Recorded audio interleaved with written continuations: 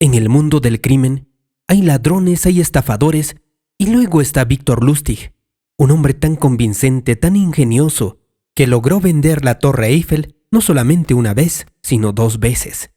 Si piensas que eso es imposible, quédate porque esta historia no solo es real, es una clase magistral de manipulación, de engaño y audacia sin límites. Victor Lustig no era un delincuente común. No usaba máscaras ni pistolas. Nunca amenazaba con violencia. Su arma era mucho más peligrosa, su inteligencia, y su lengua era afilada.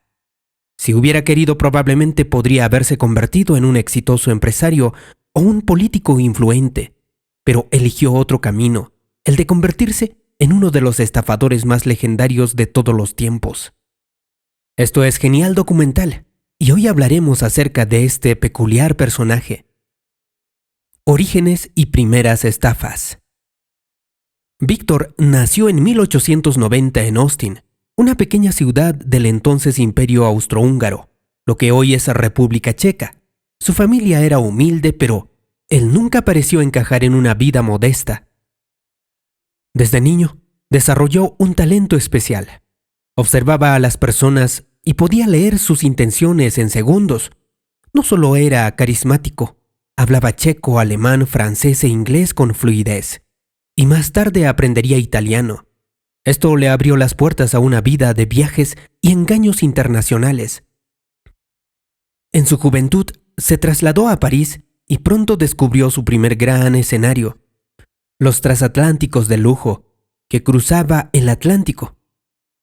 Entre caballeros de negocios, artistas y damas adineradas, perfeccionó un truco que se convertiría en un sello personal: la máquina de imprimir billetes. Era una caja metálica elegante con un rodillo y una manivela. Víctor la presentaba como un invento capaz de duplicar billetes auténticos. Y en la demostración, colocaba un billete real, giraba la manivela y tras unos minutos de espera calculada, aparecía otro billete idéntico. Lo que el comprador no sabía era que Víctor había escondido billetes auténticos dentro de la máquina antes del encuentro. «Amigo mío, con esta máquina, su fortuna será ilimitada», decía con una sonrisa suave.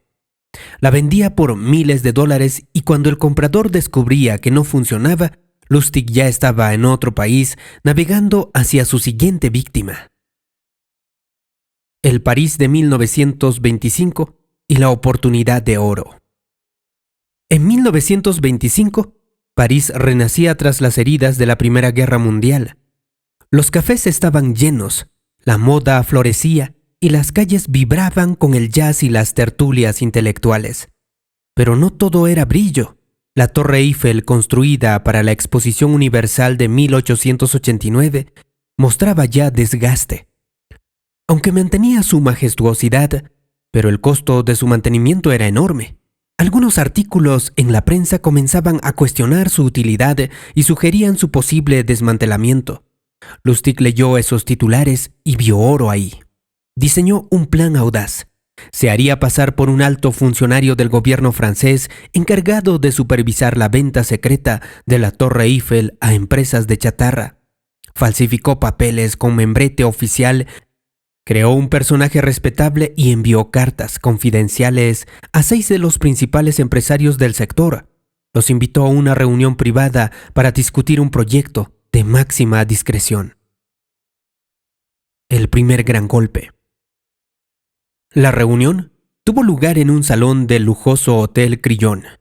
Lustig llegó en una limusina alquilada, acompañada de un supuesto asistente, otro actor en su plan.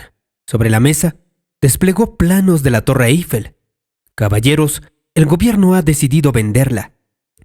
Los costos son insostenibles y bueno, no todo lo que hace el Estado se anuncia al público», dijo Lustig. Hablaba con calma, midiendo cada palabra. No vendía solo una torre, vendía una oportunidad única envuelta en misterio. Entre los presentes, André Poisson destacó. No era el más rico, pero sí el más ansioso por ascender en el negocio de la chatarra. Lustig detectó su ambición y la alimentó con insinuaciones. El contrato irá al empresario que, además de una buena oferta, sepa reconocer el esfuerzo de quienes facilitan el proceso. Poisson entendió la indirecta. Días después le entregó una gran suma para cerrar el trato y otra cantidad como soborno personal. Cuando Poisson esperaba instrucciones para comenzar el desmantelamiento, Lustig ya iba en un tren rumbo a Viena, con una maleta repleta de dinero. La Torre Eiffel seguía en pie. Poisson, avergonzado, decidió no denunciar nada para no destruir su reputación. El segundo golpe. Meses después, Lustig regresó a París. El éxito del primer golpe lo tentaba, así que repitió el plan. Nuevas cartas, nuevos empresarios, mismo hotel. Pero esta vez, uno de los invitados olió el fraude y alertó a la policía. Cuando los agentes llegaron al hotel, Lustig ya había desaparecido. Comprendió que Francia se había vuelto peligrosa. Así que su próximo destino sería Estados Unidos, un país con grandes fortunas y grandes egos por explorar. Conquistando América. En Nueva York, Lustig perfeccionó su máquina de imprimir dinero y las vendió a banqueros, comerciantes y políticos. Su porte elegante y su dominio de los acentos le permitían hacerse pasar por banquero europeo, científico o diplomático según la ocasión.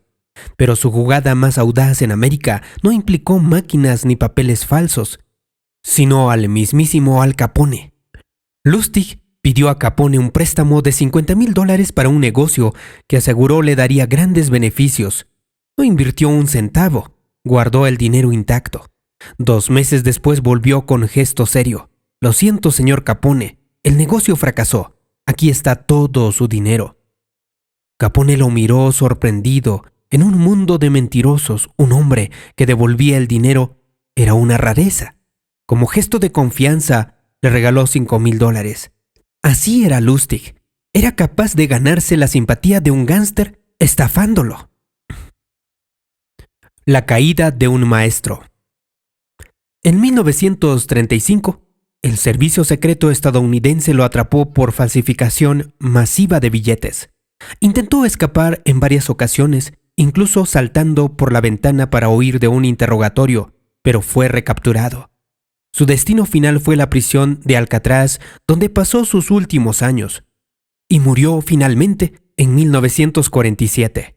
En su ficha penitenciaria, bajo profesión, escribieron 2 palabras: estafador profesional. Cuando escuchamos la historia de Victor Lustig, es fácil quedarse con la parte brillante, la audacia, la creatividad, el ingenio, que lo llevó a vender la Torre Eiffel 2 veces y engañar a figuras tan temidas como Al Capone. Pero detrás del mito del estafador perfecto hay un lado oscuro, y sobre todo una serie de decisiones que lo llevaron a un final nada glorioso. Enfermo, encarcelado en Alcatraz y sin la fortuna que tanto se esforzó en robar. Entender quién era realmente Victor Lustig es simplemente no solo para conocer su historia, sino para comprender cómo las habilidades que construyen un genio del engaño, si se usa mal, acaban destruyendo a su propio dueño. Analizando su vida y sus golpes, se pueden identificar varios rasgos psicológicos muy marcados. Inteligencia excepcional.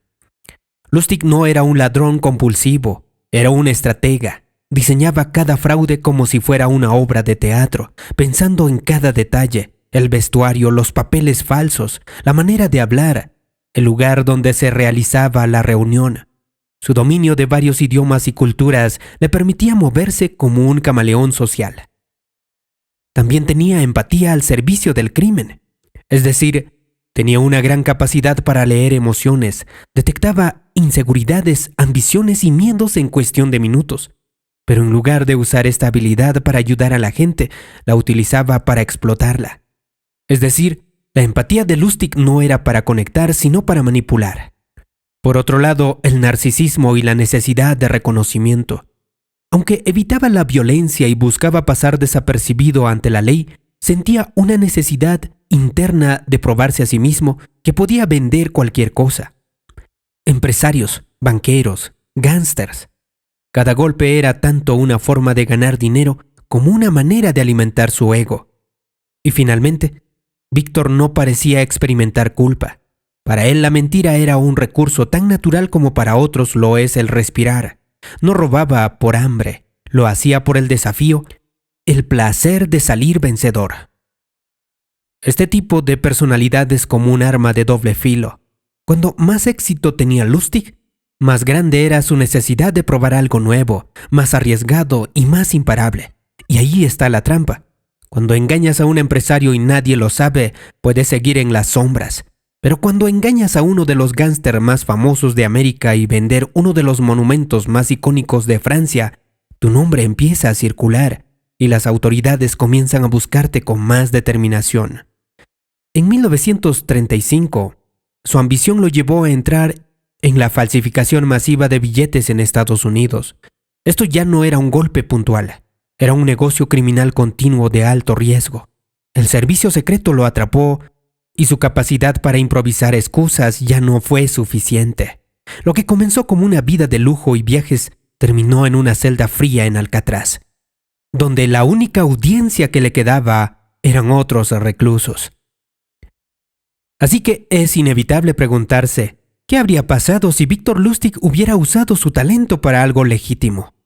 Porque si lo pensamos fríamente, Lustig poseía las cualidades perfectas para ser un empresario internacional, un negociador político o un diplomático de primer nivel.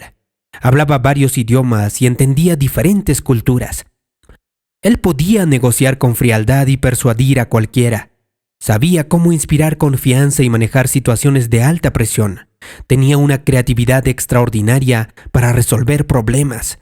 En un contexto legal, esas mismas habilidades podían haberlo convertido en un magnate de las relaciones públicas, un estratega empresarial o un negociador de alto nivel en organizaciones internacionales. Pero aquí entra en un juego de algo que los psicólogos llaman sesgo de autovalidación. Cuando una persona cree que su camino actual es el único que le da satisfacción, incluso si sabe que es peligroso, para Lustig, el fraude no era solamente un medio para conseguir dinero, era un escenario donde él siempre era el protagonista. La moraleja de esta historia, la historia de Victor Lustig, nos deja una lección incómoda. El talento por sí solo no es garantía de éxito duradero. Las habilidades más brillantes, si se usan sin principios, terminan volviéndose contra quien las posee. Lustig pudo ser un hombre de negocios reconocido, un embajador, un líder, pero eligió ser un fugitivo. Y aunque durante un tiempo pareció ganar, al final perdió todo. Perdió reputación, perdió libertad y finalmente perdió la salud. El problema no era su talento, el problema era su brújula moral rota. Victor Lustig murió en 1947, olvidado y sin la fortuna que tanto esfuerzo le costó robar. Sus hazañas siguen siendo estudiadas, no solamente como anécdotas criminales, sino como advertencias sobre lo que pasa cuando el ingenio se pone al servicio del ego. Y si crees que vender la Torre Eiffel fue una locura, espera a conocer la historia de Gregor MacGregor, el hombre que convenció a cientos de personas de invertir y mudarse a un país que ni siquiera existía. Haz clic aquí en el siguiente video para descubrir cómo vendió un territorio entero y por qué su estafa se convirtió en una de las más grandes de la historia. Mi nombre es David Yugra y esto es Genial Documental. Nos encontramos en el siguiente video.